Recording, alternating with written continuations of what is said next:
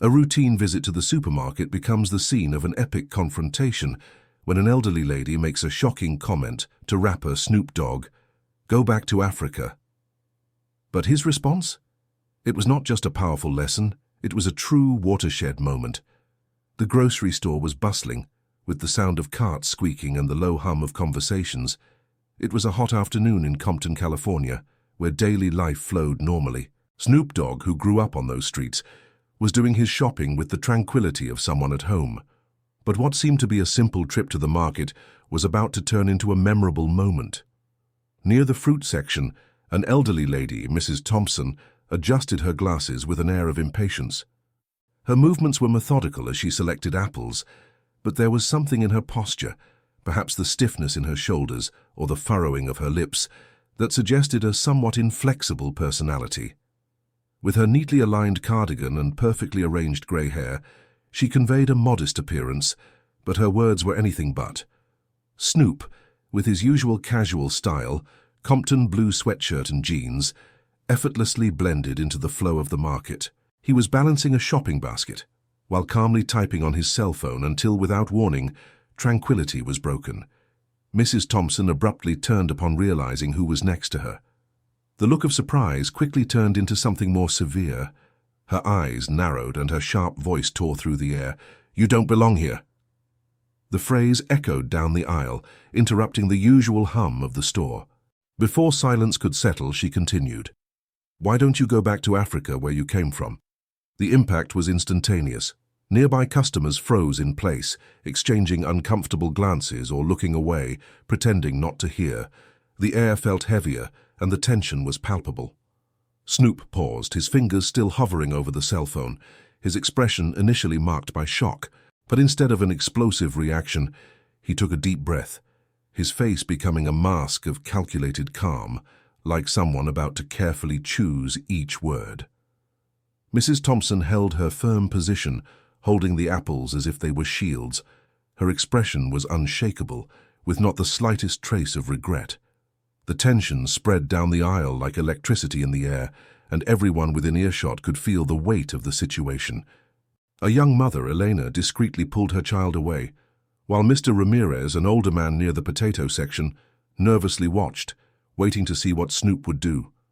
The silence was so thick it seemed to fill every corner of the store, leaving everyone in anticipation. For a moment, Snoop remained completely still, his hand firmly holding the handle of the shopping basket.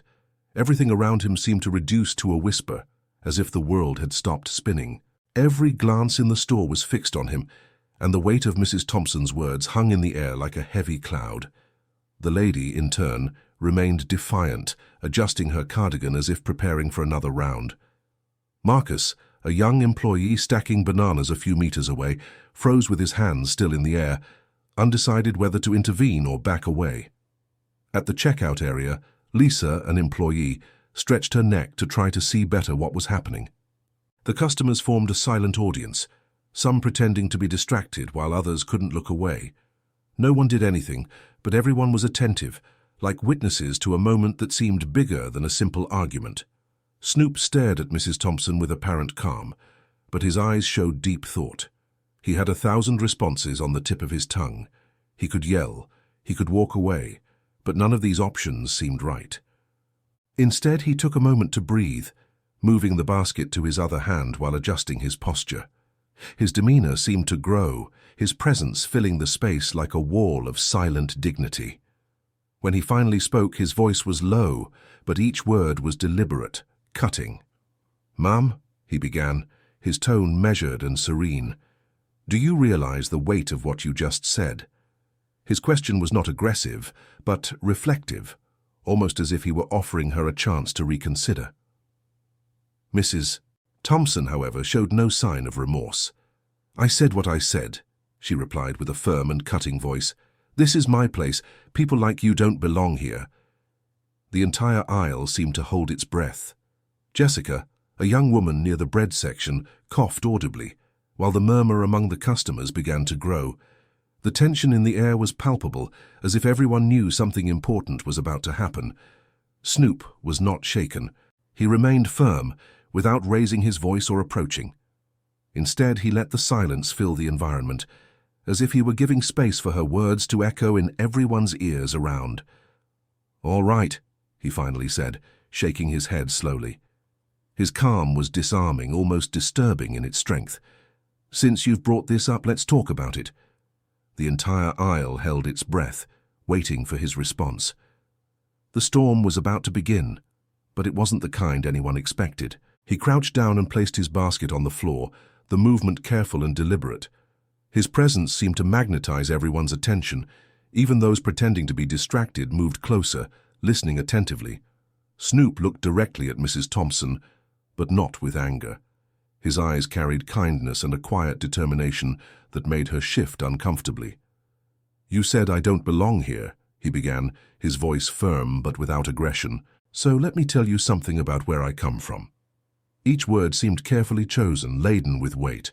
"My great-great-grandfather was born here in California, but before that, he was brought against his will to this country, like so many others. He worked as a slave, like an animal, to build this state, to build this country, the same country where you live, Mrs. Thompson." The lady's lips tightened, but she said nothing. Around her, the crowd seemed paralyzed. A man near the dairy section, who was previously looking at his cell phone, lowered the device. An older couple whispered, but did not look away. Attention was completely turned to Snoop, who continued, his voice now firmer. "My grandfather fought in the Korean War. He was sent to defend this country, but when he came back he didn't have equal rights. He couldn't sit at the same counters, he couldn't drink from the same fountains. But he stayed. And do you know why? Because he believed in this country's promise even when this country didn't believe in him." The silence was almost absolute. Even the constant sound of the refrigerators seemed lower. Snoop took a deep breath and continued, his voice now softer but equally intense. "And my parents, they also fought, not with weapons or with hate, but simply by being who they are. They raised me to respect everyone, no matter what happens. My mother was a teacher. She spent her life teaching children about love and equality. My father is a community leader, the kind of man who would stop on the roadside to help someone like you if your car broke down." He paused, allowing his words to resonate. His eyes remained fixed on hers, unwavering. "So you tell me I don't belong here? That I should go back to Africa?" He shook his head slowly, his voice now tinged with sadness. "Ma'am, I am as much a part of this country as you are. Maybe even more because my family paid for it with blood, sweat, and tears." Mrs. Thompson was paralyzed. Her face was flushed, her hands trembled slightly as she held the apples tightly.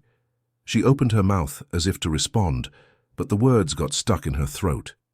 Snoop remained unshaken, taking a step back with the same calm he had maintained throughout the situation. "I could have just walked away," he said, his voice now addressing the crowd around. "But what good would that do? Ignorance doesn't disappear in silence. It's up to all of us to be better than that." The impact of his words echoed down the aisle. For a moment the silence was deafening. No one moved, no one said a word. Mrs. Thompson's face reflected a whirlwind of emotions, anger, embarrassment, and something deeper, perhaps regret. She looked around as if seeking support from someone in the crowd, but no ally appeared. It was Derek, a middle-aged man with a baseball cap, who finally broke the silence. He stepped forward and said with a firm but emotional voice, "He's right. We need to be better than this." His words were like a spark. Mrs. Garcia, an older woman near the frozen foods aisle, nodded and added, "My father fought in the same war. He always said the only color that matters is the red on the flag." The murmur of the crowd began to grow, voices rising here and there. Ava, a young cashier at the market, shouted from her station, "I've never seen someone handle something like this before." Then she added sincerely, "Thank you, Snoop." Mrs. Thompson, now visibly nervous, held her cart tightly. She didn't apologize, but the fire in her eyes seemed to have been extinguished, replaced by something more fragile. When she finally spoke, her voice was lower, almost a murmur. "I didn't mean—" But she cut herself off, as if realizing there was no sufficient justification. Snoop looked at her, his expression now softer. "It's not about what you meant to say," he replied kindly. It's about how words matter, and actions matter even more. Then James, a deli employee, began to clap, hesitant at first, but soon others joined in, and the sound grew, filling the space. The applause wasn't just for Snoop's words, but for the courage to face hate with dignity and compassion. Mrs. Thompson gave one last glance around, her face pale as she pushed the cart toward the exit silently. As she walked away, some people around began to move to offer comfort, as if the moment had transformed the environment into something more human, more united. As Snoop was preparing to leave, a woman named Tanya placed her hand on his shoulder. "Thank you for saying what needed to be said," she said with a grateful smile. Snoop returned a weak smile, lifting his basket again. "Sometimes," he replied, almost as if speaking to himself, "it's not about winning or losing, it's about making sure people hear the truth." The crowd began to slowly disperse. The tension that once filled the air was replaced by a sense of reflection. Some seemed inspired, others thoughtful, but all in some way seemed transformed, even if subtly. Snoop continued his shopping in silence, his steps measured, as if processing everything that had happened. The weight of the moment didn't shake him, but made him introspective. The supermarket, now calmer, seemed different. It was as if the environment carried the echo of Snoop's words, and that impact was far from disappearing. Upon reaching the checkout, Ava, the young employee who had spoken earlier, scanned his items with a shy smile. "What you said back there," she began hesitantly, "meant a lot to me. People don't always have the courage to stand up like that, especially with so much grace." Snoop replied with a warm smile. "Sometimes grace is all we have to overcome anger," he said. "Anger builds walls. Grace, it tears them down." The sun was beginning to set when Snoop left the market, his long shadows stretching across the parking lot. As he walked to his car, he spotted Mrs. Thompson sitting in the driver's seat, holding it firmly. For a moment, he considered going over to her, but decided against it. Some lessons take time to take root, and he knew he had already said what was necessary. Later that night, Snoop was at home, gathered with some friends, recounting the day's events. They listened attentively, nodding in agreement. Finally, Leroy, one of his friends, broke the silence. "You did the right thing, Snoop," he said. "Not just for you, but for everyone who was there. People like her might not change overnight, but you planted a seed. And sometimes all we can do is that. Plant the seed and trust it will grow." Snoop nodded slowly, letting his friend's words echo in his mind. He knew that the encounter at the grocery store, though uncomfortable, was necessary. Ignorance doesn't change if it isn't confronted, and silence only perpetuates the cycle. Meanwhile, on the other side of town in West Compton, Mrs. Thompson was sitting at the dinner table. The plate of food in front of her remained untouched as she recalled Snoop's words, which seemed to echo in her mind. They pierced through the armor of her old beliefs, and something new began to emerge: doubt. For the first time, she thought about her own grandchildren, the world they were growing up in, and began to question the assumptions she had carried for so long. In the days that followed, the story of the supermarket incident spread through the neighborhood. People talked about Snoop's response, the courage and dignity with which he faced the situation. The event became more than just a simple episode.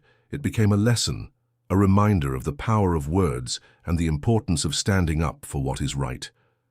Snoop didn't seek attention for what he did, but his actions echoed through the community in unexpected ways. Strangers began approaching him, thanking him and sharing their own stories of prejudice and overcoming. His words and his stance sparked conversations that had long been dormant. Even Mrs. Thompson began to change. It wasn't an immediate transformation, but a slow process of internal questioning. Gradually, she began to deconstruct the beliefs she had carried for decades. She didn't know if she would ever see Snoop again, but if that happened, she hoped to have the courage to apologize. Moments like these remind us of the power of kindness, strength, and truth in the face of ignorance.